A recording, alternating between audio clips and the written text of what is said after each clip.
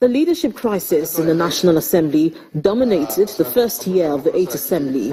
However, 2016 was a year federal lawmakers decided to set aside political squabbles and get on with legislative work. I will be faithful and bear true allegiance. Lawmakers were, however, embroiled in a showdown with the executive over the 2016 budget.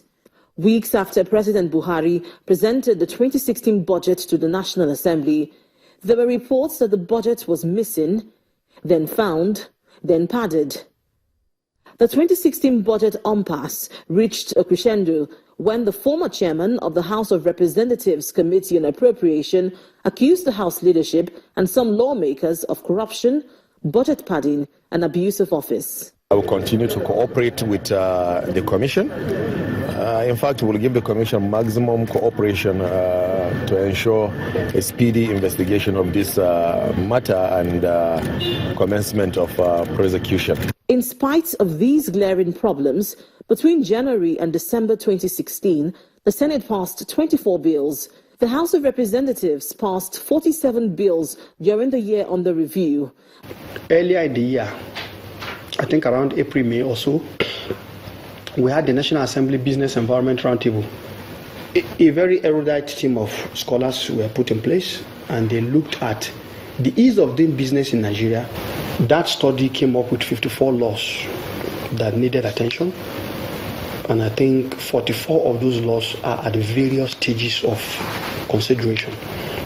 Following the leadership stability in the House, we have recorded a resounding mileage in the task of lawmaking, oversight, and representation. For public analysts and journalists covering the National Assembly, 2016 was a mixed bag of some highs and lows for Parliament. Take, for instance, the recent suspension of the planned or the alleged plan to increase data tariff.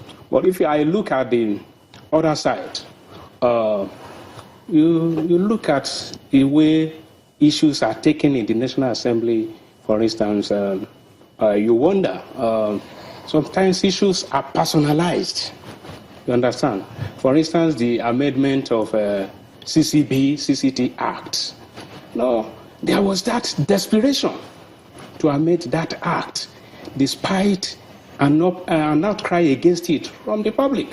What we have seen this year is what I call a cosmetic routine of oversight, citing of the MDAs.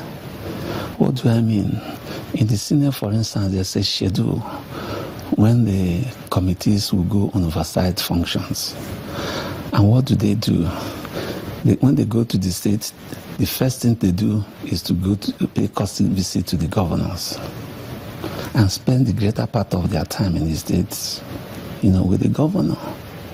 Going forward, public analysts and Nigerians who monitor the activities of Parliament say they would like to see federal lawmakers take very seriously its oversight of government ministries, departments and agencies.